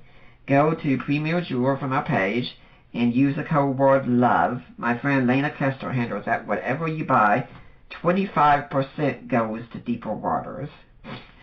Now, Dr. Bauckham, normally I turn this over to my guest, but you've said you really can't think of a charity. I'm guessing that's still the case, right? Yeah, it's simply that charities I support are sort of UK charities that I don't think your listeners in the States would know about. Well, you could name some if you want to, but I mean, we do have some UK listeners here, but we will move on then. Well, let me just say, I think a really key thing that Christians ought to be doing at the moment is supporting Christians who are persecuted and in danger in Muslim countries in the Middle East and refugees from those situations. I mean, there are so many very brave Christians and Christians who are dying, So I think supporting Christians in not just Islamic countries, but very often it's Islamic countries where it's very tough to be a Christian is a good idea. And I mean, the two agencies I know who do that are the Barnabas Fund and a charity called Open Doors. If your listeners like to look those up and find out about them, they may find that those are good things to support. Yeah, I think another one would be Voice of the Martyrs as well. Okay. Right? Mm-hmm. Yes. So there's 4 charities you can support today. Now, when we were talking about this also, when these would be readings done, one other aspect I was thinking why they wouldn't say I is because these were done in honor-shame cultures at the time, and where you were supposed to be seeking honor, you didn't want to do things like honor-grabbing, as I would say, and such, to make it look like you're explicitly trying to get honor, so you go and say, well, I was an eyewitness, I saw this, because people will turn you off in, because they'll say, oh, you're just trying to get honor that way. Yeah, I don't think I agree with you there. I mean, you're true. You're right about honor and shame, but I don't think it applies in this case because it was important for historians to, as it were, give people their credentials. Right. How do you come to know this? Because they were bad historians. People wrote history and made it all up. Right. So the good historians are very keen to. Josephus is very forthright about he was there, but he tells us that in the preface, you see. He doesn't interrupt the narrative. Right. Now, you also speak about what you call the inclusio accounts, and Mark is your favorite one, I think. What's going on with an inclusio account? Yes, it's really an aspect of what I said before about the role of Peter in Mark's Gospel, and how Peter is the first disciple of Jesus to be named in Mark's Gospel rather prominently.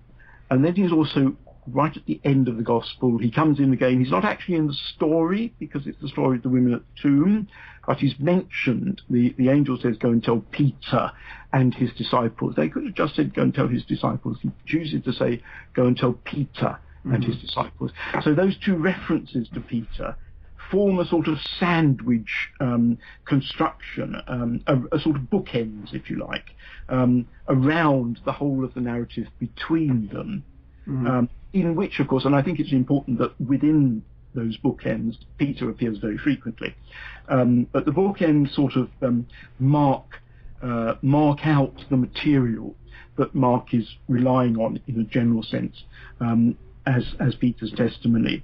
The interesting thing is then you look at Luke's Gospel, and Luke, of course, takes over quite a lot of Mark's Gospel and sometimes puts it in his own words, sometimes abbreviates Mark, but substantially he gives us a lot of Mark's Gospel. And I think to indicate, even within Luke's Gospel, that Peter is the source of that material, Luke again has this bookend structure where Peter is that. But the interesting thing is that the occasion of Peter being named at the beginning and the end are both, in Luke's case, different from the occasions in Mark. So it's not as though Luke has simply taken over Mark and by accident this bookend structure comes with it. He's created his own bookend structure, references to Peter at the beginning and the end. I remember I used the inclusio argument when I debated Ken Humphreys on Julian Charles's show The Mind Renewed, and debate, since he runs the website JesusNeverExisted.com, which, as you can imagine, then it was a very entertaining event. But the inclusio, a lot of people really aren't prepared for that kind of argument. But do we have any examples of this going on in secular literature? Well, I think it's worth saying the inclusio as a general sort of literary device was enormously common in ancient literature. And you could find all sorts of other examples of it in the New Testament. In other words, the inclusio simply means that a chunk of text is introduced and ended by something similar, so that when you get to the end, you're reminded of the beginning. Mm-hmm. And so it was a way in which ancient writers would sort of mark off a bit of text and tell you something about it by the way they begin and end it. You can find examples in Paul's letters, loads of examples in ancient literature. So it's a very, very common device. So people understand it, they look for it. And I think that helps because we're not familiar with it. We don't do this in modern literature, so we don't sort of notice it. But once you start noticing it, you'll see how frequent it is. So I think it's a case of that general use of inclusio, which ancient people were much more used to seeing as significant than we are. And I think, to read ancient literature, you've got to get inside the conventions of how people wrote in those days. We're used to the conventions of how people write nowadays. We don't have to think about them. We just absorb them. We absorb them automatically, and they speak to us without our having to think about it. We're reading ancient literature. We sometimes have to think about the conventions of ancient literature, which are not familiar to us. I can't but think about the words of another Englishman of the past, C.S. Lewis, who wrote about how you should read old books because they often see the blind spots of your culture that you do not see and can critique it. Yes. And we're so familiar with our styles of writing, we don't realize it. And someone from the ancient world could look at our writing today and think, gosh, this is awfully cumbersome. This is just so dry and boring. Why do you write like this? Yes, that's right. Another thing worth realizing about the Gospels is that in comparison with modern books, they are very, very short. Yes. I sometimes say to people, why don't you just read through a gospel from beginning to end? It doesn't take very long. You might well spend that much time reading a novel, and you've only read part of the novel, but the gospels are very short. And there are various reasons for that. But one of the things it means is that something like a gospel tends to be sort of packed with meaning, more than, someone who's writing a novel at much greater length would need to do. Yeah. So things like this inclusio, reference to named characters, things like that, are part of the way that the author is sort of packing information into his text without having the space to spell it all out. I think someone like Bruce Molina has said that in our modern culture, people would say, we use a lot of words but say very little, but we could probably look at the ancient world and say they use little words but said a lot. Yes, that's absolutely true. And another way of thinking about it is, if you read one of Mark is the most, Mark tells his stories at a fair bit of length compared with Matthew and Luke. Matthew and Luke always abbreviate Mark's stories, and that's because they've got to make room for lots of other stuff that they want to put in their Gospels. So they abbreviate Mark's stories. But even one of Mark's stories, if you compare it with a modern story of that kind, a modern writer tends to fill in much more of the sort of circumstantial detail. He'll tell us about the scene, what did it look like, and all sorts of stuff like that. I think ancient writers were used to reading a more sort of spare narrative and using their imagination to fit it out to make a sort of story. So, it's true of biblical stories generally that they're often they're confined to the essentials of the story because we're expected to sort of read them slowly and fill them out with our imagination. Mm-hmm. Now, when we look at the eyewitness testimony, sometimes I think it's when we're doing our evangelism today, we can't really win for losing a lot of times, because you can be debating someone like, say, an atheist on the Gospels, and say, well, the Gospels aren't by eyewitnesses, they're just hearsay. And then you can make a case such as your book and demonstrate that the Gospels are either eyewitness accounts or come from eyewitnesses. And then it would say, well, eyewitness testimony isn't very reliable anyway. It's like, oh, okay, so why do we even bother here? What do you think about when people do say eyewitness testimony isn't very reliable anyway? I think that the facts of the matter are that reliable eyewitness testimony can be remarkably reliable, and they're well attested. examples of that. It can also be very unreliable. Mm-hmm. So we actually have to think about what sort of eyewitness testimony are we dealing with. Now, one of the things that a lot of the psychological research on memory is actually focused on eyewitness testimony in court or in police context, judicial contexts. Right. And you can see why, that's a very important subject that the psychologists research. And it's actually quite alarming because, one begins to wonder whether we can rely on eyewitnesses in court. But the problem is, you see, that very often what you're asking the eyewitness to remember are things that the eyewitness wasn't interested in observing at the time. Some bystander, and I don't know, the getaway car passed them. And then you ask them, did you notice that car? What colour was it? What sort of car was it? They weren't interested. They weren't attending to those things. So, of course, they haven't remembered them. Things that people remember well are things that were important to them, right. Things that they were involved in, not just a bystander who's now asked to remember something they weren't looking at, but people remember things they were involved in. And often things that affect them emotionally. So those are the kinds of things people remember. And so you have to ask, what sort of things do the Gospels contain by that standard?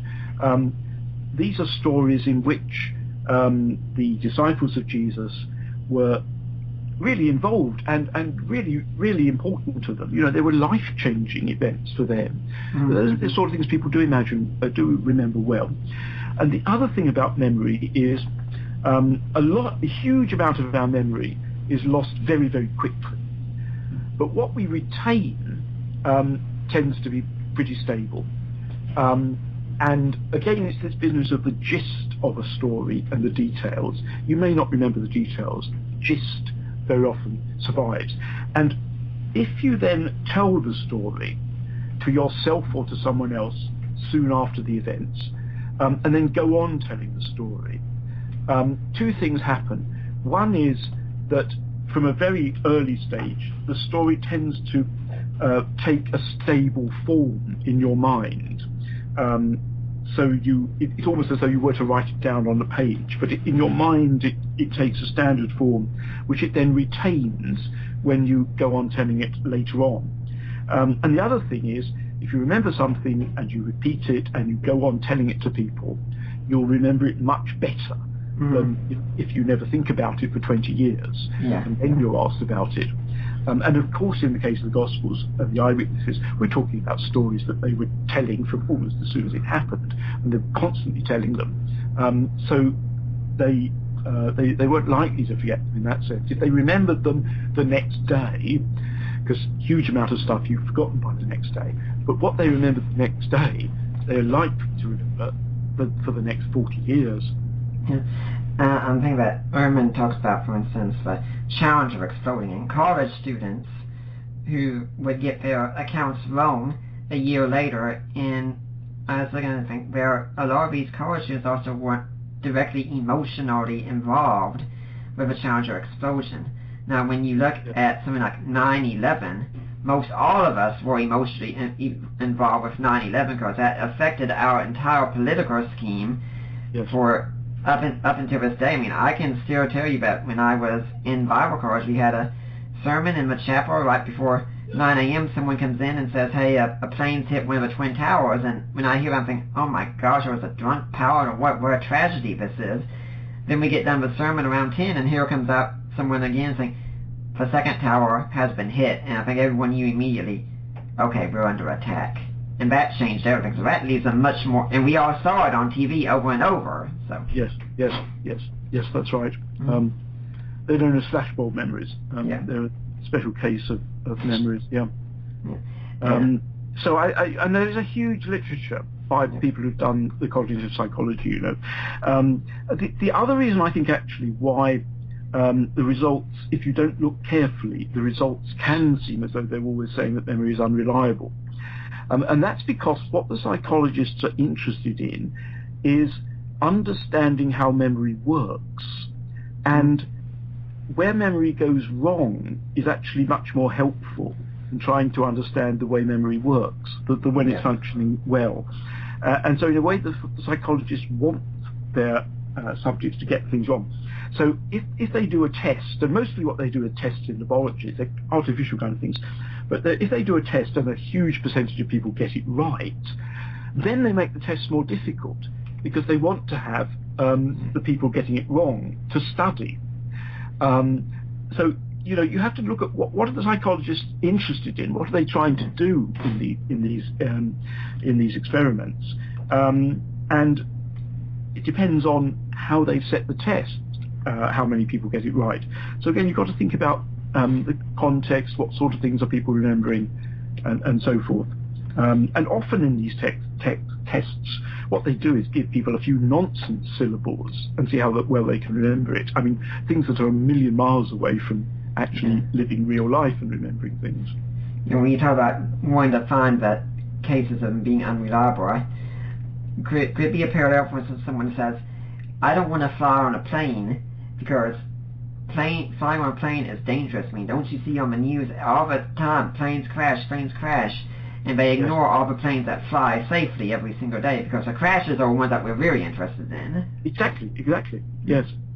And it might almost be the case that an aeronautical engineer who wants to study how planes, go wrong will also focus, of course, on the times when they do go wrong. And that's what the psychologists are doing. But they're not necessarily saying, memory is unreliable. They're saying, be focused on this because that's what we want to think about and study. I also think it's where you said that people will forget the mundane, but they won't forget as easier things that stand out. I was attending a church, it was my home church at the time back in Tennessee several years ago, and a pastor gave a sermon one Sunday, and I'm sure it was a very good sermon. And then at the end, he said, out of the blue, he made a little announcement saying that he was officially retiring, and he would only be there for a few more Sundays and such.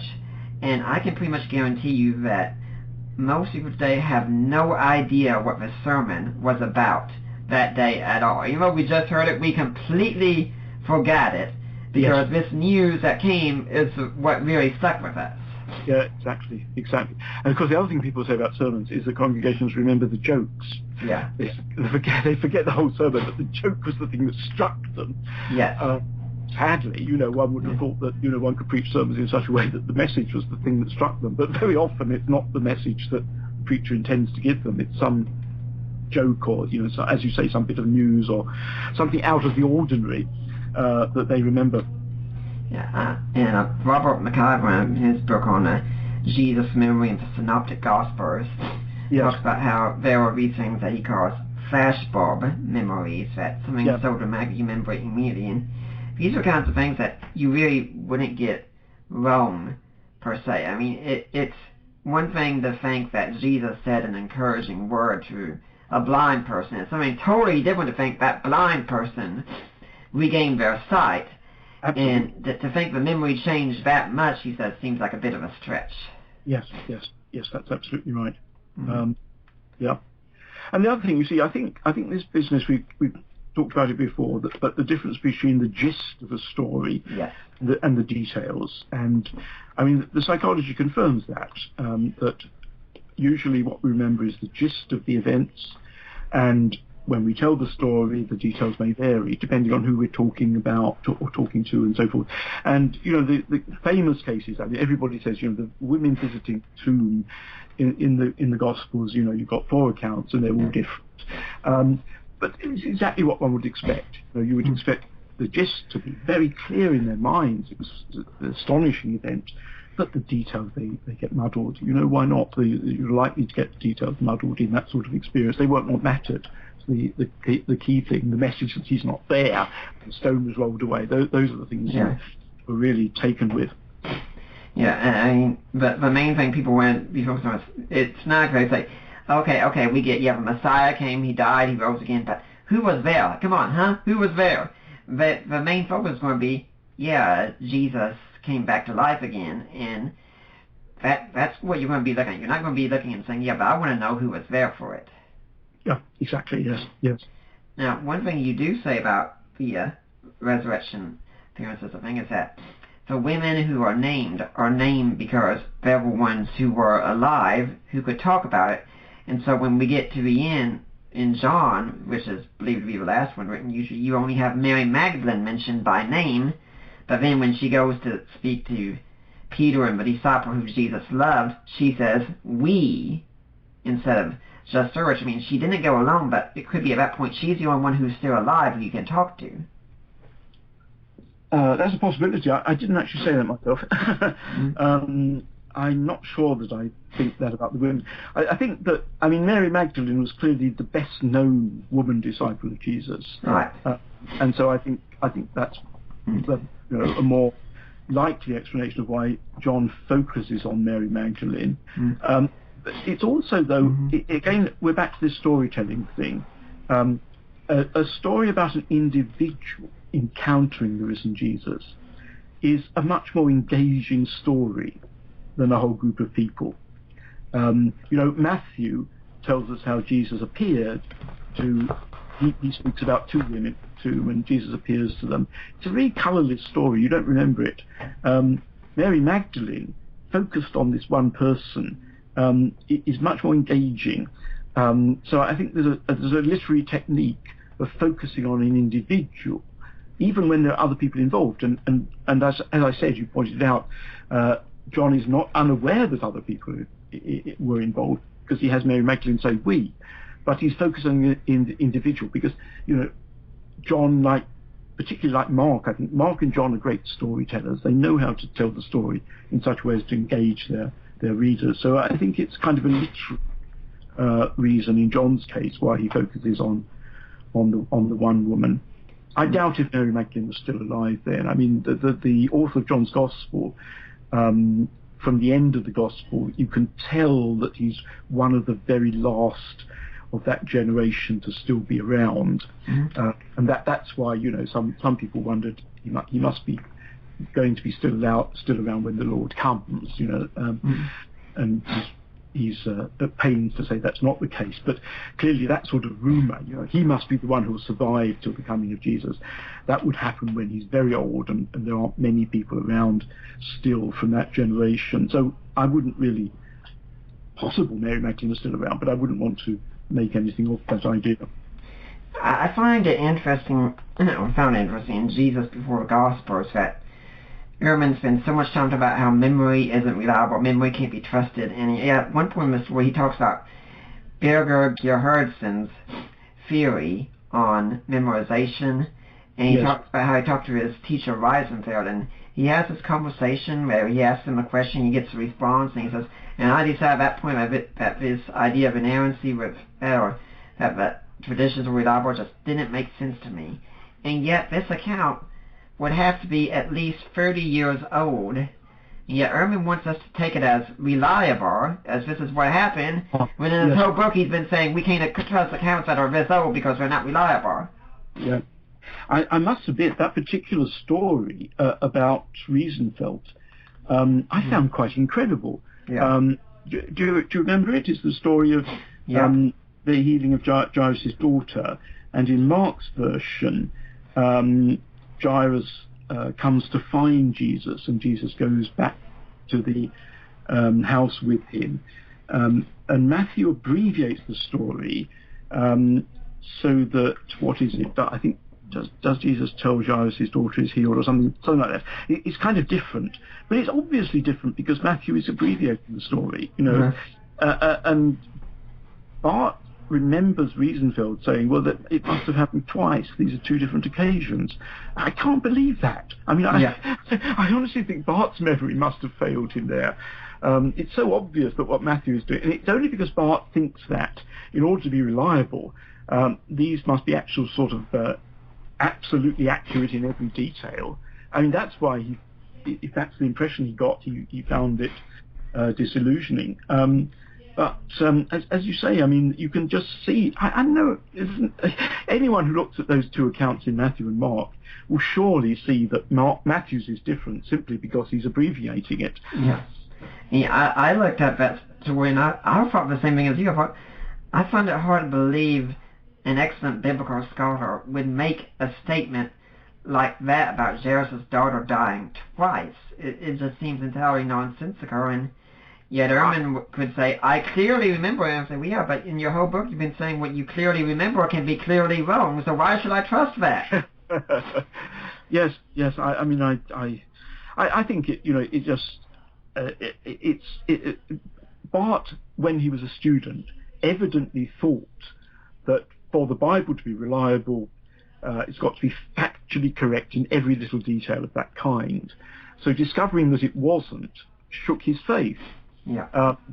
And one can understand that, and one hopes that people don't gather from their teaching at church or whatever that every detail of the Bible has to be factually correct for the Bible to be reliable, because they will be disillusioned if they think that. But the odd thing about Bart is that he carries that idea over into, for example, arguing with me and saying, because these accounts are not reconcilable in every detail, how can they come from eyewitnesses? And I think it distorts his view of the issue, actually, that his own intellectual history on this point. Mm-hmm. We here in America, at least, make a big deal about eyewitness testimony, and we compare it to a court of law and such. Now, considering what you've written, if we had Matthew, Mark, Luke, and John all right here, I mean, if we're assuming, let's just assume for the sake of argument, they're the main sources behind the Gospels. If we had them all right here to give an account of what they had written in the court of law, how well do you think their case would hold up? I think I do think that's very difficult, because courts of law aren't actually judging that sort of thing, and by what standard would they be judging it? I mean, they might look at supposing the court of law was looking at the 4 accounts of the empty tomb, and they wanted to prove that Joanna was there because it was her alibi for a crime that she's accused of having committed somewhere else. Then of course they would say, well, Joanna's not there in Matthew, Joanna's not there in Mark, Joanna's not there in John. So it's very dubious whether she was there, wasn't it? Mm-hmm. But that's because they're asking a particular question. They want to know whether Joanna's there in order to prove something different. Mm-hmm. And the Gospels are not trying to do that. So I think one has to be cautious about that. And one has to be quite sophisticated about eyewitness testimony in court. It's not as simple as one would imagine. Witnesses can be led. All kinds of things can happen in courts. And I think, the psychologists have done a good service, I think, by examining that and actually getting judges and juries to be more discriminating about eyewitness testimony. But the really interesting thing, I think, is to contrast that with the Gospels. The Gospels are not the same kind of testimony. They're not testimony to the same sorts of things. So you can't transfer the unreliability of eyewitnesses in court. Occasionally, it's not always unreliable, but sometimes they can be very unreliable. You can't just transfer that to the Gospels because you've got different contexts, different kinds of memory and so on. It's really different. How would you compare the Gospels, if their reliability and such, to other secular writings of a time, such as, say, Plutarch or Josephus or Suetonius or Tacitus? Again, you see, I think it is interesting that, and I think most ancient historians rely very heavily on those historians for their account of events. I think most ancient historians treat those kinds of sources very differently from how Bart Ehrman treats the Gospels. They are much more ready to rely on those sources. The interesting thing in someone like Suetonius or Tacitus is that they sometimes say, this is the story that was going around about something, but I don't think that's very reliable, I don't believe it. Or there are 2 different stories people tell of this, and I can't be sure which one is true. So actually, they sometimes share with us, as it were, their testing of their sources and tell us, a lot of people say this, but actually is reason not to believe it, so that they're discriminating and showing us that. It's actually an interesting thing about the Gospels. It's slightly different, but it's interesting. People say, well, we only have these people's view of Jesus. We only have Christians' view of Jesus. We only have the views of people who became disciples about Jesus. So isn't it all kind of distorted? The Gospel is very interesting in the extent to which they report what other people said about Jesus. There's a whole lot of stuff in the Gospels about people saying that Jesus was a drunkard and by the prince of demons, he cast out demons. Exactly. Yes. I mean, there are lots of things like that. So the Gospels actually don't hide the fact that there were a lot of different attitudes to Jesus around, and in a sense, they're asking their readers to choose. Which seems most plausible now you've read the account.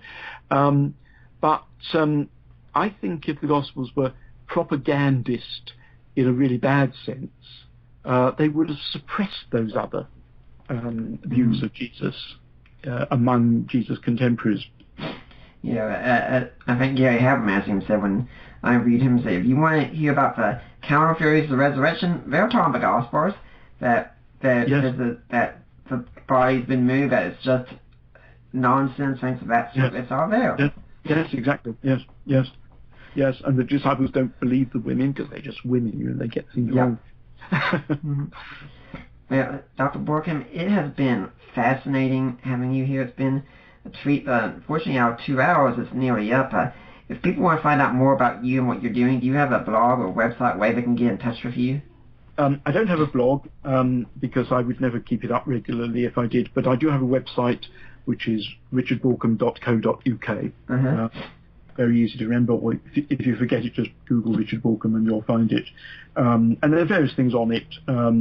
I'm not very good at keeping it up to date, but from time to time I update it. It does have a complete list of all my publications. See a list of my books and various unpublished papers and things on it. Now, and also, if anyone out there is interested, the book Jesus and the Eyewitnesses. Now, you might want to hold off and get from when it's coming out later. I think it's coming out in the fall sometime, right? Yes, it'll be out in the autumn. From Erdmans, of course, who did the first edition. And there really is 40,000 words extra material. So even if you've got the first edition, that's quite a good reason for buying the new edition. If you can't wait to buy the new one and you want to get the first edition, right now I'm looking on Amazon. The Kindle is $15.48, and the paperback, which they say is a perfect paperback, it's very interesting. You've written the perfect book apparently. Is $16.66. Dr. Bauckham, do you have any final words you'd like to leave today for the Deeper Waters audience? I can't think of anything. Thank you very much. I mean, it's been very interesting. It's quite tiring doing 2 hours of this. I think I just want to go away and rest. Well, thank you for the time you've given us, and I'd like to remind everyone that next week we're going to have Luke Carley coming on, talking about his book, The Myth of a Non-Christian. For now, I am Nick Peters, and I am signing off.